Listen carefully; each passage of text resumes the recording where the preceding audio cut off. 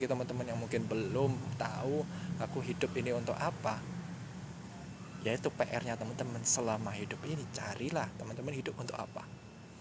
Gimana kok cari tujuan hidup? Apa kita yang memutuskan atau ada kejadian tertentu yang buat sadar? Bukan kita yang memutuskan, tapi Tuhan akan menyingkapkan di satu titik dalam kehidupan kita ketika kita serius kejar Tuhan. Kita setiap hari membangun saat teduh pribadi sama Tuhan, bangun hubungan sama Tuhan. Tuhan satu titik pasti akan singkapkan. Tanya aja doa sama Tuhan. Tuhan, kenapa saya hidup? Tuhan pasti singkapkan. Kita harus bergerak di bidang mana? Entah di pendidikan, ekonomi, militer, sosial budaya, entertainment, atau apa gitu. Dan biasanya tuh nggak akan jauh-jauh dari semenjak kita masa kecil gitu. Itu yang Tuhan ajarkan kepada saya, bahwa ketika saya kecil, cara belajar saya itu unik. Kalau teman-teman saya lihat dia misalnya kalau waktu TK gitu ya, mereka menghafalkan nyanyian, pantun, itu kan membaca atau disuarakan atau gimana, mereka menghafal lah. Kalau saya enggak. Saya waktu itu saya ingat banget. Saya undang keluarga saya jadikan murid-murid tuh. Saya panggil. Misalnya si A, si B, termasuk orang-orang yang di usianya di atas saya. Bayangkan anak TK, cara belajarnya dengan seperti itu. Tuhan tuh ingatkan saya, gini loh, kamu dari kecil tuh sudah dipanggil untuk menjadi seorang guru, seorang yang mendidik gitu, mengajar gitu. Jadi Tuhan singkapkan itu dan Tuhan ingatkan ketika saya masih kecil cara belajarnya seperti itu. Jadi misalnya saya nggak sebut ya nama keluarga saya, privacy matter gitu. Saya sebut si A, B, C, D ya. Walaupun misalnya mama saya namanya A gitu ya, saya nggak akan panggil mama, saya panggil, ayo A, coba pantun ini gimana gitu. Coba kamu hafal udah nggak gitu. Jadi kayak bayangkan anak kecil TK gitu nyuruh orang yang jauh lebih tua gitu, ke tante saya gitu, ayo B gitu. Saya sebut nama gitu. Kalau sekarang ya saya nggak berani. Waktu kecil itu kayak cara belajarnya unik gitu. Dan Tuhan singkapkan itu seiring perjalanan waktu. Ya saya nggak tahu Tuhan itu giring masuk ke pendidikan. Walaupun waktu itu saya nggak sadar ya sebenarnya. Saya cuma pikir saya cuma dapat gelar di pendidikan, kemudian saya kerja di bank cari uang. Tapi ternyata Tuhan berkata lain. Sempat ketika perjalanan saya dalam pendidikan ini ada kesempatan untuk saya masuk ke bank gitu. Tapi hati saya sudah putuskan, saya hidup cuma sekali kok. Kalau saya cari apa yang kebanyakan orang lain cari, hidup saya jadi sia-sia dong. Saya harus tahu apa yang Tuhan mau dalam kehidupan saya seperti itu. Dan saya mau kerjakan, saya mau kejar sungguh-sungguh itu. Sulit kadang, iya, benar. Tapi pasti worth it gitu. Saya percaya itu. Tuhan pasti buat itu worth it. Saya selalu berdoa kepada Tuhan gitu. Saya ini orang yang lemah Tuhan. Saya punya kelemahan di ini, saya bilang gitu. Tapi tolong saya, ketika saya meninggalkan dunia ini, kasih saya jaminan bahwa saya akan diterima sebagai hamba yang setia. Marilah kepadaku hamba yang setia, turutlah kebahagiaan Tuhanmu, kan gitu kan firman Tuhan. Dan saya cuma berdoa sesimpel itu, saya ingin. Jadi untuk Jimmy, ya pasti akan ada kejadian-kejadian tertentu yang akan buat kita semakin sadar. Bahkan Tuhan bisa ingatkan, Jimmy dulu pas kecil sukanya apa, ahlinya apa gitu. Itu bisa Tuhan sikapkan gitu. Jadi nah, tugas kita adalah mempelajari itu apa. Jadi pentingnya mengenal Tuhan adalah supaya kita yang pertama mengerti tujuan hidup. Dan yang kemudian yang kedua, dengan kita mengenal Tuhan itu akhirnya ada kepada keselamatan atau kebinasaan gitu ya. Kalau kita nggak kenal Tuhan, walaupun kita mungkin jadi seorang pendeta, jadi seorang pelayan Tuhan yang menyerahkan segenap kehidupannya pada Tuhan, tapi kita nggak kenal Tuhan, kita bisa berakhir pada kebinasaan. Jadi dikatakan di sana di Hosea 4 ayat 6, umatku binasa karena tidak mengenal Allah, karena engkaulah yang menolak pengenalan itu, maka aku menolak engkau menjadi imamku. Dan karena engkau melupakan pengajaran Allahmu, maka aku juga akan melupakan anak-anakmu. Nah, dikatakan di sana umatku binasa, umatku dikatakan. Berarti dia anggapannya udah orang Kristen lah, udah tahu Tuhan, tapi belum tentu kenal karena tidak mengenal Allah. Karena engkaulah yang menolak pengenalan itu. Jadi pengenalan itu bukan sesuatu yang apa ya, ya udah Tuhan memperkenalkan dirinya kepada aku kenal dia, enggak. Tapi kita ada sisi kita juga, kita harus berusaha. Kenalnya gimana ya? Lewat firman, persekutuan, menjalin hubungan pribadi sama Tuhan, seperti itu. Shalom Dorina. Jadi dua itu aja alasan yang saya rasa cukup kuat untuk kita menyadari bahwa pentingnya kita untuk kenal Tuhan dalam kehidupan ini. Kemudian yang ketiga, poin kedua, ada 3 tahapan pengenalan akan Tuhan. Ya, saya rangkum dari pengalaman pribadi aja ya teman-teman ya. pengalaman pribadi. Jadi yang pertama, ya, kita buka sama-sama di Mazmur 2 ayat 7. Mazmur 2 ayat 7. Di sana dikatakan, aku mau menceritakan tentang ketetapan Tuhan. Ia berkata kepadaku, anakku engkau telah kuperanakan pada hari ini. Dan kemudian ada di Mazmur 103:13, seperti Bapa sayang kepada anak-anaknya, demikian Tuhan sayang kepada orang-orang yang takut akan Dia. Jadi fase pertama dalam pengenalan kita akan Tuhan, tahapannya adalah kita sebagai anak Tuhan, orang yang baru ditebus, orang yang baru diselamatkan. Dan biasanya ketika kita baru-baru jadi anak Tuhan, doa minta apa aja dikasih sama Tuhan. Saya kadang bertanya, kok bisa ya Tuhan kayak gitu. Ya bayangkan aja teman-teman, kalau anak bayi gitu ya, anak bayi kalau menangis, orang tuanya kan pasti segera buru-buru ngasih minum susu, mungkin dihibur ya, tep jangan nangis gitu, nggak apa-apa, aku di sini gitu. Tuhan awal-awal, ketika kita awal-awal kenal Tuhan, pasti digitukan teman-teman. Kita doa minta apa, Tuhan kasih. Bahkan mungkin itu sesuatu yang gak penting gitu ya untuk didoakan, diminta, itu Tuhan bisa kasih gitu. Bahkan satu waktu saya pernah nonton YouTube, seorang yang diselamatkan baru percaya Tuhan. Dia dulu waktu itu minta apa ya, dia tuh gak percaya Yesus adalah Tuhan. Jadi dia ngomong sama Tuhan, Tuhan kalau memang Yesus adalah Tuhan, saya mau minta apa, itu sepeda kalau gak salah itu. Dikasih sama Tuhan. Dia minta sepedanya tuh harus yang begini, modelnya, warnanya begini, dikasih yang persis seperti yang dia minta. Akhirnya dia memutuskan untuk percaya gitu. Setelah sekian tahun dia percaya, dia mikir lagi, aku dulu itu harusnya minta Ferrari warna merah ini.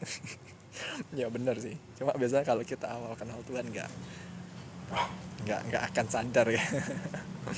Ya nggak akan minta yang gimana gitu ya, jangan ngelunjak lah ya. Kita semua kan anggapannya diadopsi sama Bapa di surga, jadi saudaranya Tuhan Yesus gitu kan. Kakak sulung kita adalah Tuhan Yesus sendiri gitu.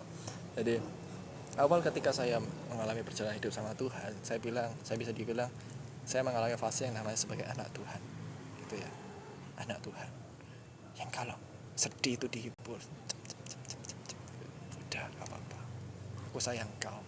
Sampai detik ini ada sih fasenya kayak gitu, ada, cuma lebih sering kayak dididik dengan keras dan waduh menyakitkan sampai ke releng hati yang dalam. Tapi itu mendewasakan gitu ya, saya percaya. Dan teman-teman mungkin di sini ada bergumulan apa, anggaplah teman-teman itu sedang didewasakan dengan Tuhan. Mungkin sesuatu yang sangat menyakitkan, jangan menyerah dulu gitu. Sama, nggak apa-apa, bersyukur. Dikatakan di firman Tuhan kan, anak yang ku sayang itu yang ku sesah gitu.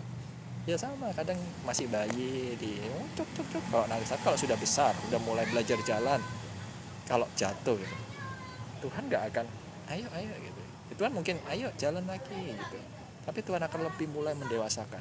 Nggak mungkin kan kalau kita sudah usia 20-30 tahun terus sama orang tua kita digendong di pangku, halo nak gimana gitu, kan bukan bayi besar ya.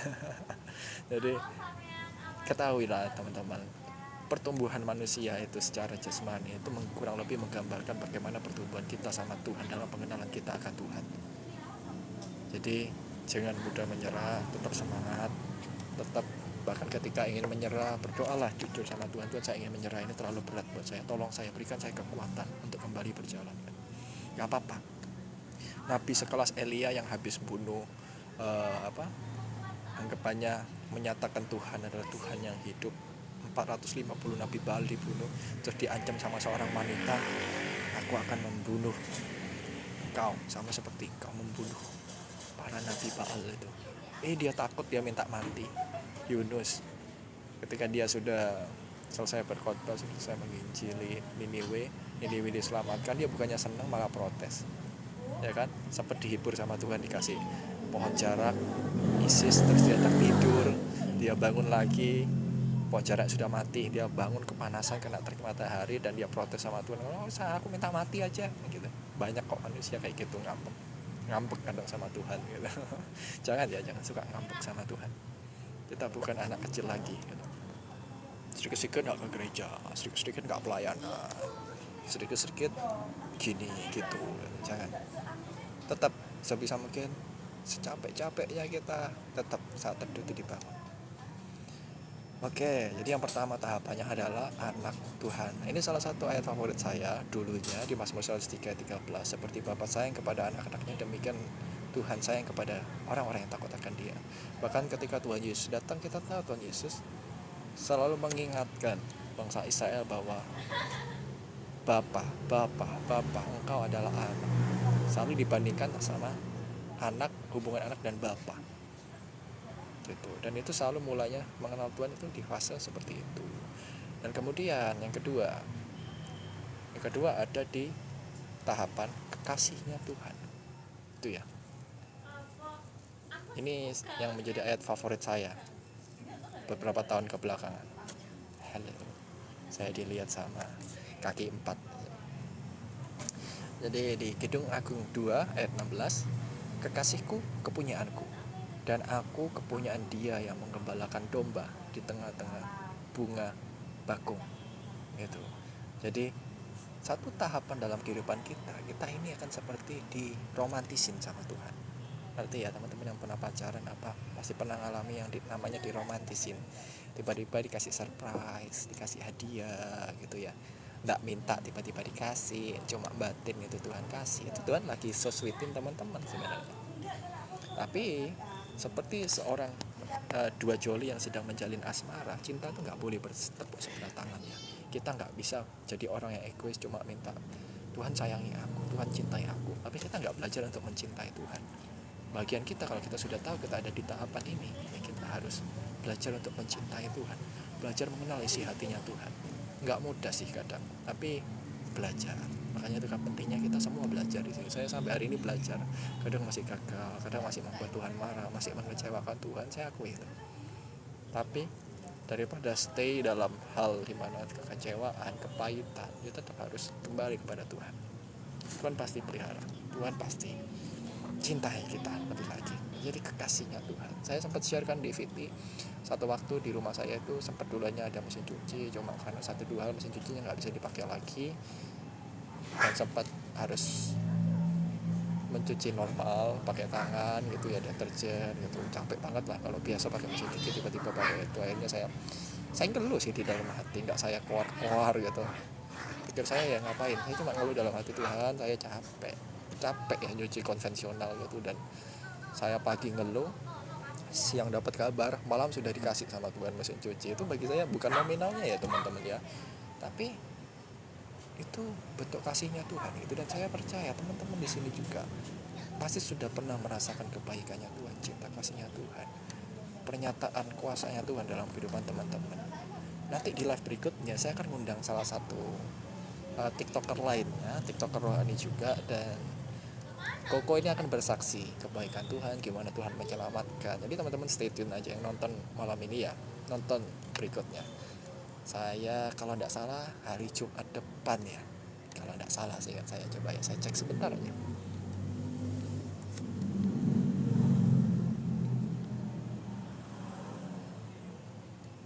Oke, sebentar mana nih. Oh ya, Jumat jam 7 sampai jam 8 atau 8:30 lah malam ya.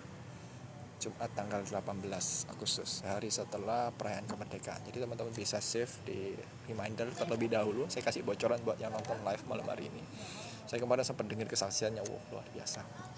Tuh, saya sempat juga ikut live-nya dia. Kembali ke tema kita malam hari ini, kita lagi bahas tahapan pengenalan akan Tuhan. Tadi yang pertama adalah sebagai anak Tuhan, dan yang kedua adalah sebagai kekasihnya Tuhan. Anak Tuhan, kekasihnya Tuhan. Dan yang terakhir ini yang istilahnya to final gitu ya. Ketika kita sudah bisa belajar mencintai Tuhan, Tuhan itu Tuhan yang ingin terus melatih iman kita, pengabdian kita gitu. Saya rasa ya kebetulan malam hari ini saya ada di sebuah pet cafe di mana di sana banyak anjing gitu.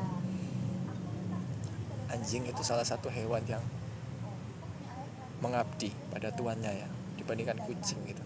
Kalau kucing si humannya jadi babu kalau yang melihara kucing tahu, si kucingnya jadi majikan gitu. Tapi kalau anjing dia lebih mengabdi kepada tuannya.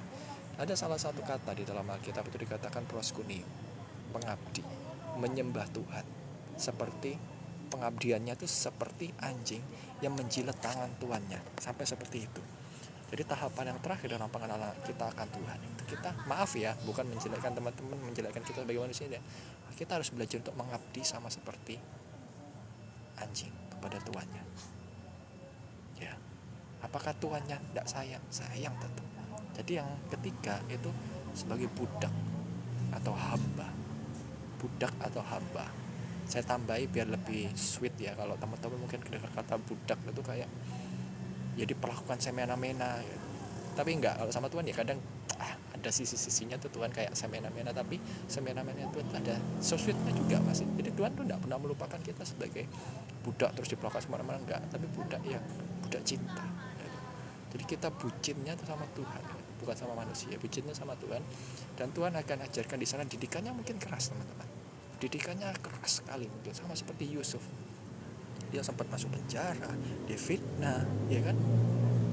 Dia lo tidak salah apa-apa, cuma sombong ke saudaranya, ya kan ya? Terus dia cerita mimpinya keluar-keluar ke keluarganya gitu. Tapi di sana diproses dia diproses menjadi budak cintanya Tuhan. Bahkan ketika di penjara dia jadi orang kepercayaannya. Apalagi Daud itu juga diproses jadi budak cintanya Tuhan gitu. Dan sebagai budak cintanya Tuhan, apakah dia jadi gembel, jadi orang yang di pinggir jalan? Sempet sih dia di pinggir jalan terus di sana, karena dia lari dari Saul kan, di pinggir jalan di satu bangsa yang menjadi bangsanya Israel. Dia karena saking takutnya dia pura-pura jadi orang gila itu kan ya, sampai ke janggutnya itu air liurnya netes gitu. Bisa bayangin seorang Daud yang sudah pernah mengalahkan Goliat, dia juga bisa sampai rasa takut seperti itu ada di pinggir jalan. Tapi tidak selamanya Tuhan biarkan Daud ada di pinggir jalan, karena ketika Tuhan masih temukan ada cinta di hatinya Daud, Tuhan angkat kembali Daud, bahkan lebih tinggi dari sebelumnya. Bahkan anaknya Salomo diberkati luar biasa. Jadi teman-teman, jadi budak cintanya Tuhan itu jangan takut. Memang kadang seolah-olah Tuhan kayak keras banget sama kita, tapi tetap ada sweet-sweetnya. Jadi tetap semangat. Dan saya jujur pribadi masih belajar jadi budak cinta ketika sakit sungguhan teman-teman. Kadang akhirnya sampai berpikir, kok sakitnya sampai seperti ini ya, Tuhan mau memberkati saya seperti apa gitu. Jadi teman-teman yang mungkin saat ini ngalami apa, pergumulan pribadi, kesulitan apapun itu modelnya, jangan menyerah. Barangkali teman-teman mau dibawa next level ke tahapan sebagai budak cintanya Tuhan. Next tema, bohong demi kebaikan apakah dosa? Ini menarik sih. Apakah ada white lies, ya, dark lies, bohong putih, bohong yang dengan maksud baik atau enggak? Saya dulu berpikir enggak, ada bohong itu enggak pernah baik. Tapi nanti kapan-kapan kita pelajari. Saya ini lagi di luar. Kalau tema-tema, daftar tema, antrian tema itu ada di laptop. Jadi nanti ya April ya, mungkin bisa minta tolong DM di TikTok aja, biar nggak ribet, supaya saya nggak lupa. Nanti saya masukin di laptop. Ini masih antriannya ada 6, 7 atau sekian, agak banyak.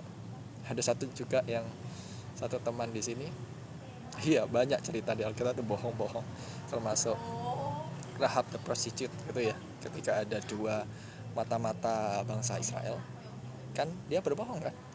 Enggak, mata-matanya lari ke sana, padahal sembunyi di belakang, gitu kan? Itu kan bohong. Nah nanti gimana? Kapan-kapan kita belajar itu. Oke, jadi kehidupan pribadi saya kadang itu Tuhan tuh selalu cari gara-gara sih. Tapi ya saya percaya selama Tuhan memberikan anugerahnya, saya selalu minta Tuhan, saya nggak kuat sebagai manusia, kasih jaminan, biar anugerahmu, kasih karuniamu yang menguatkan saya. Jadi selalu minta sama Tuhan teman-teman, kalau misalnya dalam pergumulan yang berat, minta sama Tuhan, Tuhan kuatkan saya, mampukan saya. Firman Tuhan dikatakan anugerahku cukup bagimu, gitu kan? Sama seperti Tuhan berbicara kepada Paulus ketika Paulus komplain, kok seperti ada duri dalam daging dalam kehidupan. Duri dalam daging itu teman-teman sakit ya. Saya pernah itu jalan, itu saya melihara kucing di rumah waktu saya masih kecil. Saya kesetan tuh ya, mengeringkan kaki saya di keset, dan ternyata kucing saya habis makan ikan di sana, durinya masih tersisa di sana. Akhirnya kaki saya tertusuk. Jadi ada duri dalam daging, the real duri dalam daging, the real bone in the flesh gitu ya. Duri dalam daging itu sakit. Jadi saya cabut durinya, darahnya langsung mengalir gitu. Saya tipikal orang nggak kuat kalau lihat darah itu, kayak ngeblank gitu. Bahkan mungkin jari saya ketusuk sesuatu, pernah keselip kayu, saya cabut, darahnya melembar sedikit banget, bisa pusing. Apalagi itu yang kecil. Waktu itu saya langsung duduk, saya kayak aduh Tuhan tolong saya, Tuhan tolong saya, sebagai seorang anak SD atau SMP waktu itu saya ingat banget sampai sekarang. Jadi duri dalam daging itu menyakitkan ya teman-teman ya. Ada yang bilang, hamba Tuhan yang bilang bahwa Paulus itu menderita satu penyakit dalam pelayanannya. Kita nggak tahu pastinya. Tapi yang namanya duri dalam daging itu menyakitkan. Mungkin teman-teman saat ini ada duri dalam daging kehidupan teman-teman. Pergumulan, apapun yang membuat bahkan aku mending mati gitu. Ada loh beberapa teman-teman di TikTok ini seperti DM saya, aku nggak kuat, aku mau mengakhiri hidupku aja. Saya tanya gimana ya, saya ajak doa gitu. Kalau memang memungkinkan saya bantu doa gitu. Kalau setiap hari saya doakan ya maaf dikata belum bisa gitu ya, tapi ketika saya ingat saya doakan gitu. Ya seperti itu kadang, saking sakitnya duri dalam daging. Kadang mungkin karena kesalahan kita sendiri juga bisa, atau mungkin karena Tuhan sedang melatih kita untuk menjadi pribadi yang lebih dewasa. Jadi apapun yang teman-teman alami hari-hari ini, jangan menyerah gitu aja. Tetap minta jaminan kasih karunia, anugerah Tuhan, itu tetap minta sama Tuhan. Tuhan masih kuatkan gitu ya. Oke, saya quick recap aja. Saya ulang sekilas 3 tahapan pengenalan akan Tuhan, yaitu ada sebagai anak Tuhan ya, doa minta apa-apa biasanya langsung dijawab gitu ya, so sweet ya. Yang kedua lebih so sweet lagi, sebagai kekasihnya Tuhan. Tapi di sini Tuhan juga mengajari kita bukan hanya untuk menerima cinta, tapi kita tidak membuat cintanya Tuhan bertepuk sebelah tangan. Yang ketiga adalah menjadi budak cinta gitu ya, budak cinta. Jadi ada kalanya akhirnya ya kita harus bucin sama Tuhan, walaupun kita mungkin kehidupan kita kayak agak gak enak apa gimana gitu. Kita harus belajar percaya bahwa oh enggak, ini satu saat untuk kebaikan kita. Firman Tuhan katakan kan, Tuhan mengerjakan segala satu untuk kebaikan kita bagi orang-orang yang mengasihi Dia. Nah, jadi tetap semangat, pergumulan kita apapun tetap semangat. Oke, nah selanjutnya ini salah satu berkat sih, tema yang berapa waktu saya sempat dapatkan, itu menarik sekali. Tapi sebelum masuk itu, gimana kita ini bisa bertumbuh dalam pengenalan kita kepada Tuhan. Langkah praktisnya itu ada 3 teman-teman ya, sama seperti lagu sekolah minggu. Nah kebetulan ada guru sekolah minggu nih, ada April nih. Pernah dengar lagu ini nggak, April sama teman-teman yang lain? Baca kitab suci, doa tiap hari, doa tiap hari, doa tiap hari, baca kitab suci, doa tiap hari, kalau mau tumbuh, kalau mau tumbuh gitu. Jadi kalau kita mau kenal Tuhan dalam hubungan pribadi kita, pernah pastilah itu lagu zaman saya sekolah minggu juga sudah ada gitu. Jadi kalau kita mau tumbuh dalam pengenalan kita akan Tuhan, itu ya kita harus pertama baca Alkitab, baca firman. Jangan yang dicek hanya statusnya gebetan, statusnya orang lain, statusnya idola, story-storynya teman-teman cek, teman-teman likein, teman-teman komen semua postingannya, teman-teman komen. Dapat apa? Kita kenal dia, sangat kenal dia, tapi dia nggak kenal kita. Dapat apa gitu kan? Mending kita cek storynya Tuhan, cek firmannya. Storynya Tuhan ada di dalam firmannya gitu ya. Cek statusnya Tuhan di dalam firmannya gitu. Saya percaya Tuhan akan menyatakan. Nah kalau ini kan jadi 2 sisi kan, 2 arah. Tuhan kenal kita, kita juga kenal Tuhan, kita dikenal Tuhan gitu ya. Kalau kita ngecek storynya artis, komen di tiap postingannya, nggak dapat apa-apa, dia nggak akan kenal kita karena dia fansnya sudah banyak gitu. Mending kita ngefans sama Tuhan gitu ya. Jadi seperti itu, baca Alkitab, kemudian doa tiap hari. Doa itu bukan cuma doa makan, apalagi doanya cuma Tuhan seperti kemarin, seperti biasa, amin. Gimana kalau Tuhan bilang udah berkatmu seperti biasa kan nggak enak, hidup kita gitu-gitu aja flat gitu ya, membosankan jadi. Oke, kedua, doa tiap hari. Dan yang ketiga, ini berbicara tentang bahasa kasihnya Tuhan. Ini yang jadi berkat ya buat saya pribadi. Bahasa kasihnya Tuhan. Share aja, mungkin teman-teman pernah belajar tentang 5 bahasa kasih. Mungkin bisa minta tolong disebutkan, teman-teman yang mungkin pernah tahu. Setahun, 2 tahun, atau 3 tahun lalu saya sempat beli bukunya, saking saya penasaran, ini apa sih bahasa kasih ini, bahasa apaan gitu. Ada yang tahu mungkin bisa dibantu disebutkan di komen, di chat, apa bahasa kasih yang teman-teman tahu. Ada 5. Hadiah, sentuhan, pujian. Oke, udah 3. Thank you April. Ada lagi mungkin yang mau nambahkan 2-nya apa tuh selain hadiah, sentuhan, pujian? Ini sesuatu yang menarik ya, karena di sini juga mengajarkan kepribadian manusia, dan yang menulis ini adalah seorang anak Tuhan juga. Jadi dia dikasih hikmat sama Tuhan. Pelayanan. Oke, satu lagi. April ini pengetahuannya cukup luas, banyak sekali ya yang dia tahu. Guru sekolah minggu dong, guru harus lebih tahu dari muridnya. Apalagi satunya? Lupa aku ada bukunya. Iya, saya sampai waktu itu bela ini saya beli bukunya di Google Playbook gitu. Ya, saya ulang ya. Yang pertama adalah pujian atau words of affirmation, pujian. Orang-orang yang bahasa kasihnya dominannya pujian, dia akan merasa sangat disayang kalau dia dapat pujian. Kamu ganteng ya, kamu pinter ya, kamu cantik ya, kamu hebat deh gitu. Ya kayak orang ini sayang ya sama aku selalu dipuji gitu. Tapi hati-hati, kadang ada orang-orang yang manipulatif. Jangan sampai pujian orang lain itu membuat kita terbang melayang tinggi, kemudian kayak kita dihempaskan ke bumi, jadi kayak lagu gitu ya.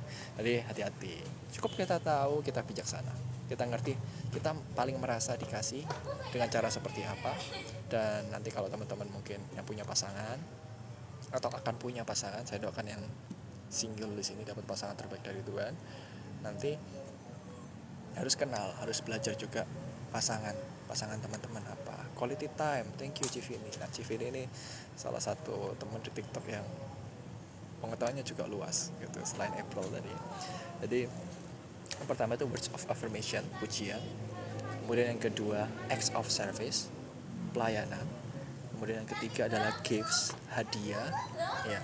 Dia orang-orang yang merasa dikasih. Kalau dia sering dapat hadiah, ulang tahun dikasih hadiah, apa-apa dapat hadiah gitu ya. Keempat, quality time. Quality time itu orang-orang yang biasanya merasa dikasih ketika dia diberikan waktu, diajak ngobrol, deep talk, ngobrol yang dalam. Contoh, makna kehidupan itu apa sih bagimu?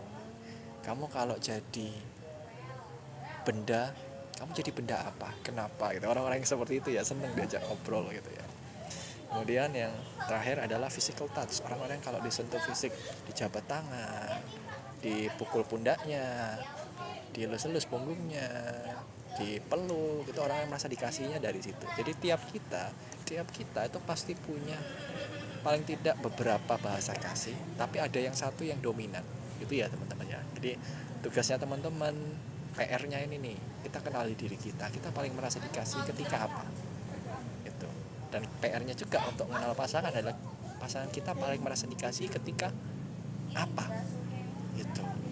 Kalau saya pribadi, saya paling senang quality time. Jadi ajak ngobrol gitu, walaupun mungkin cuma makan jagung bakar. Zaman dulu saya masih sekolah gitu ya, sama satu teman saya tuh tiap pulang gereja gitu diajak makan jagung bakar, makan bareng, kita gantian saling mentraktir. Minggu ini saya, minggu depannya dia, terus gitu sambil ngobrol yang dalam, makan jagung bakar, minum jamu itu pop ice gitu ya. Jadi makan itu, minum itu sambil ngobrol dalam, ngobrol ngalur ngidul gitu, ngobrol ke utara, ke timur, selatan, tapi senang gitu, merasa dikasihi gitu. Resmi April, aku suka hadiah, semoga suamiku nanti gak bangkrut karena beli hadiahmu. Oke, doakan suamimu adalah sultan. Oke, tapi kadang kita juga perlu belajar itu ya. Ada satu cerita dari penulisnya, saya lupa nama penulisnya, teman-teman kalau ingat boleh tolong dibantu di komen ya. Jadi penulisnya ini satu waktu dia ada berada di dalam sebuah penerbangan, dan dia ketemu dengan seorang pria. Secara pakaian, secara gaya, ini pria ini bukan pria biasa, pria yang istilahnya tampilannya oke, financially abundant gitu, jadi berkelimpahan secara keuangan. Tapi wajahnya tidak bahagia. Terus dia tanya, ya iseng-iseng lah ngobrol santai gitu, lo mau kemana apa gitu. Tapi mungkin itu kalau orang Indonesia ya tanya mau kemana. Kalau orang luar sana mungkin ini cerita saya pakai bahasa pribadi. Kalau orang luar sana mungkin talking about the weather gitu, talking about the plane, jadi ngobrol tentang sesuatu yang kelihatan. Kalau tanya kamu mau kemana, itu orang Indonesia.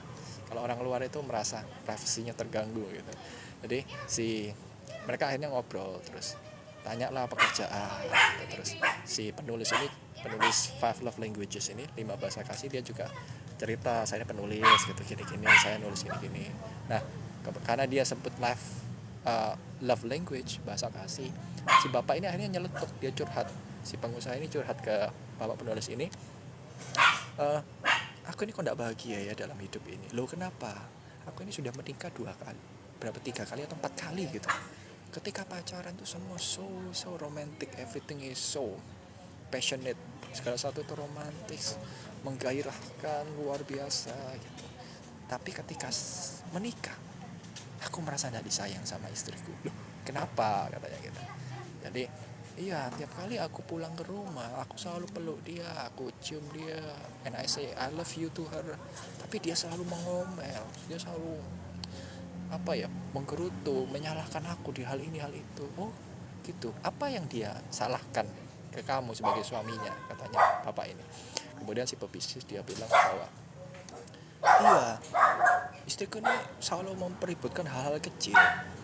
Dia mempeributkan tentang aku kalau naruh sepatu nggak bener, nggak ditaruh di rak sepatu, handuk tidak ditaruh pada tempatnya gitu. Akhirnya si penulis ini bercerita ke bapak ini, iya, kalian tidak saling mengenal bahasa kasih kalian. Si bapak bahasa kasihnya bisa ditebak apa? Words of affirmation ya, pujian. Mungkin sentuhan juga, I love you, meluk istrinya. Sementara istrinya adalah acts of service, pelayanan. Karena istrinya yang diprotes bukan masalah bilang nggak bilang I love you, tapi yang diprotes adalah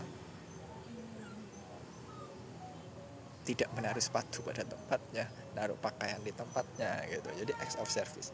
Dengan saling mengenal bahasa kasih ini kita bisa lebih menjalin hubungan lebih baik, seperti itu ya. Dan akhirnya ketika ini cerita si penulis, sebelum aku ngerti konsep ini, dia tuh sepertinya dikasih hikmat ya, saya rasa dikasih hikmat sama Tuhan untuk cerita tentang ini. Sebelum saya mengerti konsep ini, hikmat ini dari Tuhan, saya sama istri saya selalu bertengkar. Saya lupa bahasa kasihnya masing-masing antara penulis sama istrinya ini apa, tapi kurang lebih akhirnya ketika saling mengerti, kalau nggak salah satunya quality time, salah satunya gift, pemberian gitu. Nah ketika mereka ketemu di tengah, si penerima hadiah yang bahasa kasihnya dominan gifts, hadiah, dia melihat pemberian itu bukan hanya benda. Nah ini untuk April ini boleh jadi pembelajaran yang baru, mungkin jadi hikmat yang baru ya. Bukan cuma hadiah. Jadi si penulis ini ketika awal dia mengerti konsep ini, dia ngomong sama istrinya, maaf ya aku kadang nggak bisa kasih kamu hadiah yang mahal-mahal.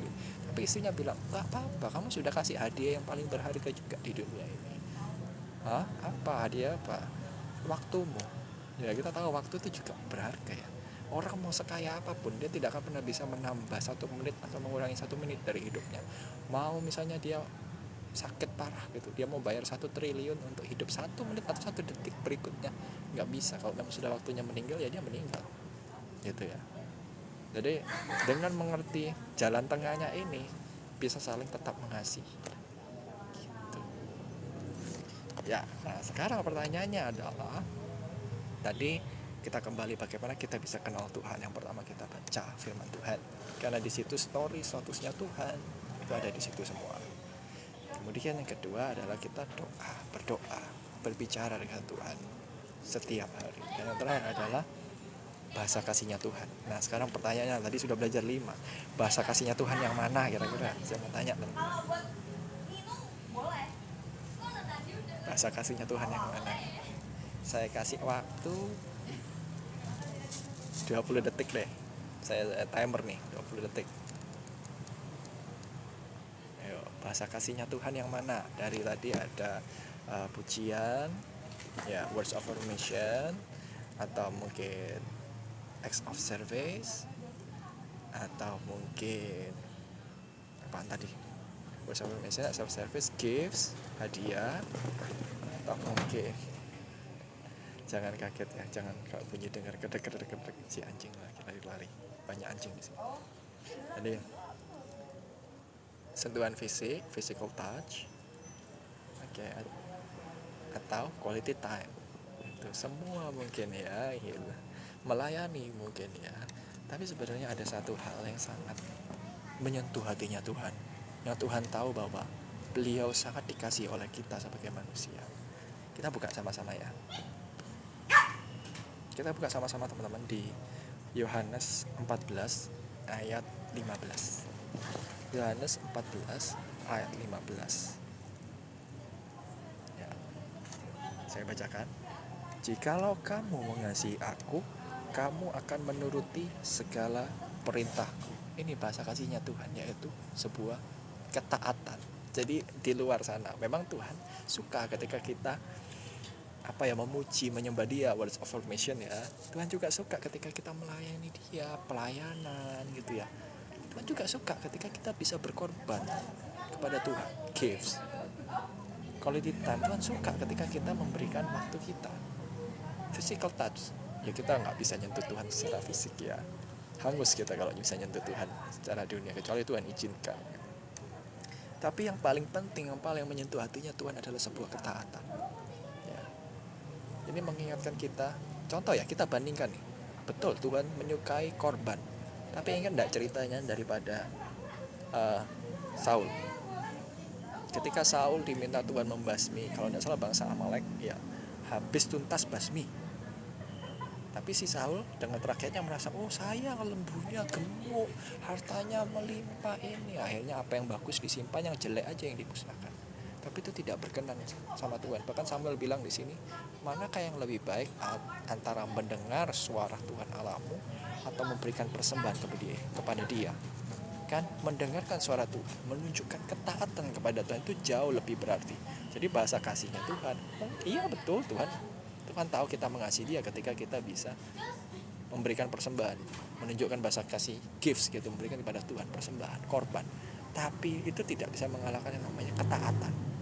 Jadi kita perlu pegang satu, ketaatan. Orang yang taat sama Tuhan adalah orang yang pasti bahasa kasih yang lain sudah pasti otomatis terpenuhi, lima-limanya dia bisa memberikan kepada Tuhan. Nggak mudah sih, tapi kita semua di sini belajar. Saya pun juga belajar ya teman-teman ya. Oke, saya berdoa ini sudah selesai yang saya sampaikan, tapi saya berdoa supaya kita boleh belajar untuk kenal Tuhan secara pribadi, ngalami Tuhan yang hidup, ngalami Tuhan yang nyata. Kenapa? Kalau kita tidak ngalami Tuhan yang hidup, Tuhan yang nyata, hidup kita ini cenderung membosankan. Ya, bangun tidur, kerja, sekolah, studi, nanti capek, main, tidur lagi, makan, kamar mandi, tidur lagi. Gak ada apa-apanya, gak ada sesuatu yang menggairahkan. Tapi ketika kita kenal Tuhan, kita ngerti tujuan hidup kita selama hidup kita ini apa.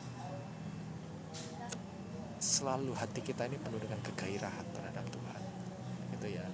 Jadi saya berdoa malam hari ini firman Tuhannya sudah selesai, tapi biarkan Roh Kudus berbicara dalam setiap kehidupan teman-teman, dalam hatinya teman-teman. Apapun yang teman-teman alami hari ini, biarkan tetap semangat, tetap kejar pengenalan akan Tuhan. Amin. Mungkin teman-teman penasaran ya, pengen lihat ya, saya lagi ada di mana. Sebentar. Itu kelihatan nggak sih? Nah, jadi ingat ya kata proskuneo.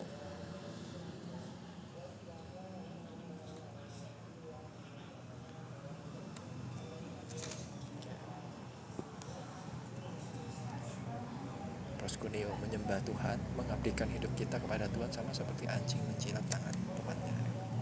Itu tetap mengerti posisi hidup kita.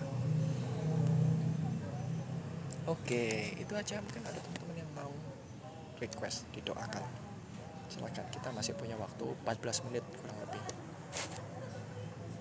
Malam ini saya cuma 1 jam bisa live-nya, tapi semoga memberkati teman-teman. Kalau teman-teman mungkin dapat rema sesuatu apa, boleh di-share juga di kolom komentar, boleh di chat dapat apa gitu, dari firman Tuhan pada malam hari ini.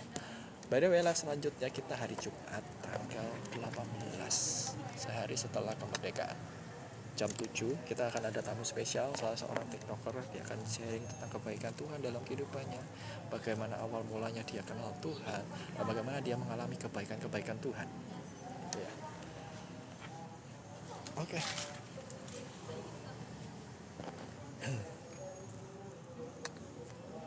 Shalom, shalom. Saya sapa beberapa ya yang belum mungkin saya sapa. Shalom, Hengki, Ger, Vira, Kolmiteyot.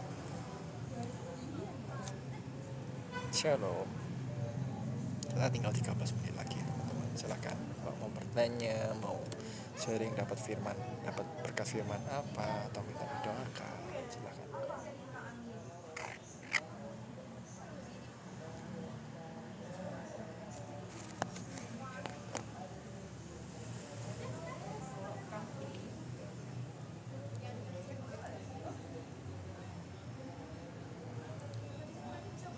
Didoakan biar lebih peka aja kok sama keinginan Tuhan dan menemui tujuan hidup. Ya semangat ya Jimmy ya. Bagian kita ya tetap kita minta kerinduan hati itu, rasa haus dan lapar akan Tuhan, baca firman, doa, saat teduh itu perlu ya, tetap semangat ya. Jimmy kemarin yang pergumulannya sama keluarga ya, kalau tidak salah ya, kalau saya tidak salah ingat. Tuhan tolong ya. Pasti Tuhan itu apa ya, ada firman Tuhan katakan, temuilah dia selagi dia berkenan untuk ditemui. Dan saya percaya Tuhan berkenan untuk ditemui Jimmy, ditemui teman-teman yang lain yang nonton live pada malam hari ini, dan temui dia. Dan Tuhan itu sangat menyukai orang-orang yang penasaran, orang-orang yang apa ya, mencari Tuhan itu karena penasaran. Tuhan itu senang. Kenapa saya bisa bilang itu? Di Perjanjian Baru kan dikatakan, carilah Bapamu yang tersembunyi. Oh, Tuhan senang main hide and seek, main petak umpet teman-teman. Jadi kalau belum ketemu sekali nggak apa-apa, mungkin Tuhan tidak sembunyi di situ, Tuhan sembunyi di tempat lain gitu.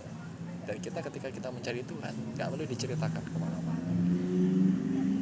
Jangan sampai seperti orang Farisi yang berdoa panjang lebar, bertele-tele sama Tuhan. Akhirnya Tuhan akan bertele-tele sama kita. Kita apa adanya sama Tuhan. Cari Tuhan di tempat yang tersembunyi.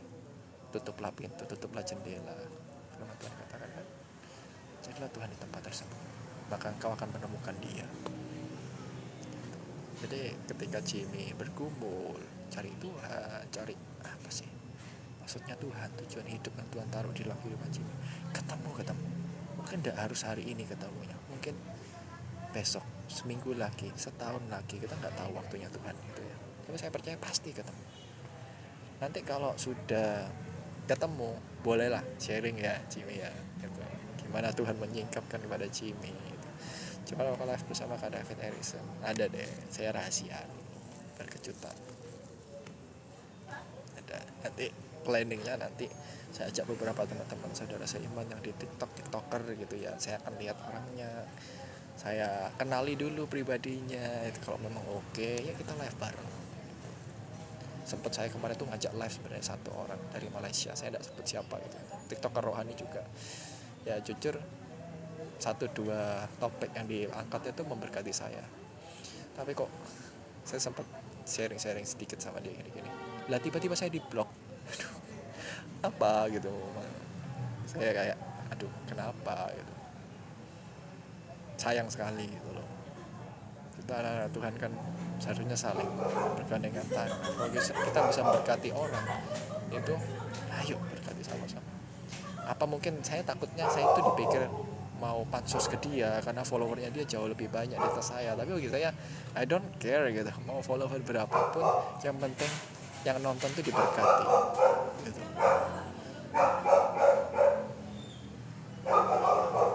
Jadi saya teman-teman bisa datang nanti Jumat tanggal 18 Agustus. Kiranya kesaksiannya nanti memberkati.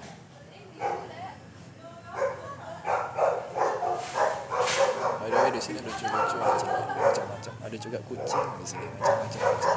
Ada yang pesek, ada yang mancung, ada yang sedikit mancung gitu.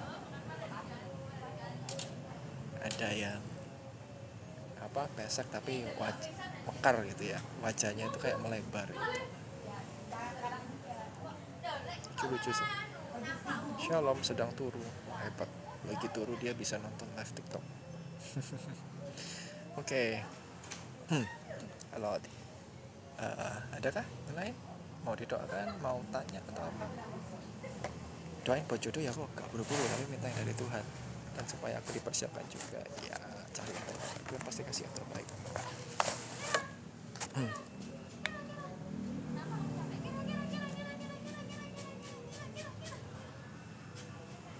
Ya, kita berdoa yuk teman-teman. Saya harap jangan jadikan live seperti ini jadi drive thru ya, tapi kita berdoa sama-sama. Jangan hanya minta didoakan, tapi kita mendoakan teman-teman kita. Tuhan itu sangat menghargai orang-orang bisa memberi, bahkan di saat-saat mungkin dia tidak mampu memberi. Contoh dalam pergumulan, teman-teman mau nyemangatin orang, gimana caranya? Saya lagi tidak semangat, tetap doakan orang itu, semangati orang itu. Nanti teman-teman ketularan sih, ketularan lebih semangat, ketularan lebih berapi-api untuk Tuhan. Percaya deh, saya sudah ngalami itu. Kita berdoa untuk Jimmy terlebih dahulu yuk. Kita angkat tangan kita berdoakan Jimmy. Tuhan, malam hari ini hambamu bersama anak-anakmu berdoa bagi Jimmy. Tuhan, Kau memberikan kepekaan di dalam kehidupan Jimmy. Tuhan menghargai setiap waktu yang dia spend, dia habiskan di dalam hadirat Tuhan, dalam pengenalan Tuhan, dalam firman. Tuhan kiranya memberikan kepekaan, Tuhan nyatakan keinginanmu, kerinduan hatimu kepada hidupan Jimmy. Seberapa pergumulannya ia alami, Tuhan yang menolong dan menyertai. Dan kami berdoa di dalam nama Yesus, biarkan Jimmy boleh menemukan tujuan hidupnya, sehingga dia lebih bergairah dalam hidup ini, lebih menikmati hari-harinya dalam perjalanan iman luar biasa bersama Tuhan. Terima kasih Tuhan, terima kasih. Kau memberkati Jimmy dalam kehidupannya, Kau memberkati pekerjaannya, pelayanannya, keluarganya. Pergumulan apapun kami percaya itu tidak lebih daripada kekuatan kami. Terima kasih Tuhan, terima kasih. Dalam nama Yesus kami berdoa dan memberkati kehidupan Jimmy. Amin. Kita berdoa nih untuk April, kita berdoa untuk jodoh. Oke, enjoy your single life April, karena ada hal yang kamu nggak akan pernah bisa dapatkan, but it's fine, every phase is beautiful gitu ya, semua fase itu hidup. Jadi nikmati selama single, kembangkan diri, being the princess of God, jadi putri-putrinya Tuhan gitu ya. Kita berdoa untuk April ya. Tuhan, kami bersyukur untuk pribadi April yang melayani Engkau dalam kehidupannya sebagai guru sekolah minggu. Engkau yang memperhitungkan setiap pelayanannya. Tetap Engkau jagai motivasi hatinya supaya setiap pelayanannya boleh mempermuliakan nama-Mu, membawa anak-anak sekolah minggu semakin cinta Tuhan, semakin mengasihi Tuhan. Kami berdoa untuk kerinduan hatinya memiliki seorang jodoh. Tuhan, mereka selagi menunggu waktunya Tuhan untuk dipertemukan dengan orang yang tepat, April boleh mempersiapkan diri menjadi orang yang berkenan di hadapan Tuhan, menjadi orang yang mencintai, mengasihi Tuhan lebih daripada mengasihi siapapun dan apapun. Dan kami percaya ketika April menemukan tujuan hidupnya, panggilan hidupnya di dalam Tuhan, Tuhan juga akan memberikan Adamnya bagi Hawanya. Tuhan akan memberikan pangeran daripada kerajaan surga untuk mendampingi kehidupan April, berjalan bersama menggenapi panggilan Tuhan di dalam kehidupannya. Di dalam nama Yesus kami berdoa. Amin.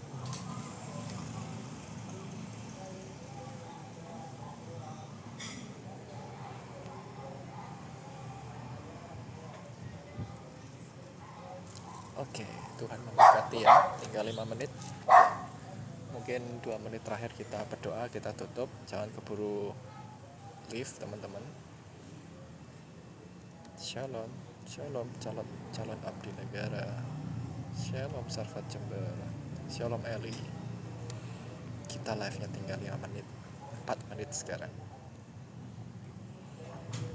Oke. Tetap semangat teman-teman. Makasih ya teman-teman. Mama di rumah nyuruh nikah. Ketawa nih. Kalau disuruh mama nikah itu ngomong, yo mama doanya yang banter juga dong. Kan mama masih ada di atasku sebagai otoritas, sebagai orang tuaku. Mama doakan biar aku segera ketemu. Iya, kadang orang tua itu maaf ya bukan apa-apa gitu. Orang tua kadang ingin anaknya itu cepat menikah supaya pengen tahu rasanya punya cucu tuh gimana gitu.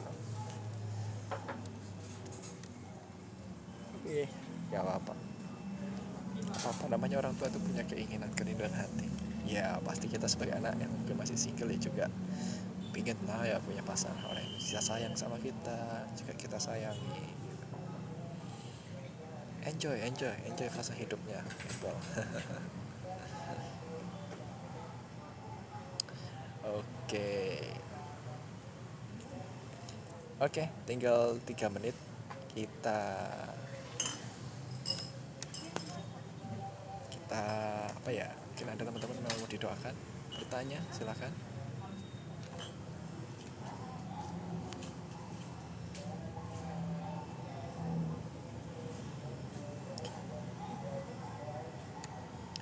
Eh, jadi kalau ini ya sharing aja untuk teman-teman itu yang mungkin lagi bergumul pasangan hidup. Jangan punya mindset satu fix tertentu. Contoh teman-teman kayak oh wanita itu harus nunggu pria. Di Alkitab itu ada dua model ya. Gimana wanita yang mendatangi pria atau pria yang mendatangi wanita. Dan kita harus kenal kita ini posisi gimana gitu. Dengan ngerti posisi kita, contoh ya kayak di uh, siapa namanya Ishak dan Ribka. Ribka yang mendatangi Ishak kan dijemput sama hambanya Abraham gitu. Kalau misalnya yang lain ada Hawa kan, Hawa yang dipersembahkan, yang ditunjukkan sama Tuhan ini loh gitu, ke Adam. Jadi kadang Tuhan izinkan wanitanya yang datang kepada pria, kadang juga prianya yang diizinkan Tuhan itu datang kepada wanitanya. Contoh kayak Yakub gitu. Yakub itu kerja, jatuh cinta pada pandangan pertama. Firman Tuhan katakan ya first love at the first sight gitu. Ada loh di Alkitab itu. Jadi apa yang kita dalam kehidupan manusia itu semua ada di dalam Alkitab. Firman Tuhan kan katakan tidak ada sesuatu yang baru. Jadi teman-teman, saya berdoa teman-teman kenali diri teman-teman. April ini kira-kira tipikal wanita yang kuat kejar pria ya, atau mungkin orang yang kayak aku lebih kayak menunggu gitu. Jadi kenali diri kita gitu. Yang teman-teman yang cowok juga harus gitu, kenali apakah kita tipikal yang hunter gitu ya, sangat suka berburu gitu. Bukan berburu bangsa, tapi maksudnya bisa mengejar-ngejar wanita, stamina nya untuk mengejar-ngejar wanita itu sangat besar gitu. Tapi sekali lagi selain mengenali diri, kita juga perlu tidak memprioritaskan pasangan hidup enggak gitu. Jadi saya berdoa teman-teman diberikan pasangan hidup yang terbaik. Pergumulan apapun Tuhan kasih jawaban yang terbaik. Kok dulu pengalamannya gimana, tahu kalau itu dari Tuhan, sharing dong. Kapan-kapan sih? Saya masih ada satu pergumulan, saya belum bisa cerita kalau tentang pasangan hidup dan lain sebagainya. Saya belum bisa cerita, ada sesuatu yang masih tunggu waktunya Tuhan lah. Ya, oke. Oke, kita tutup sudah jam 8.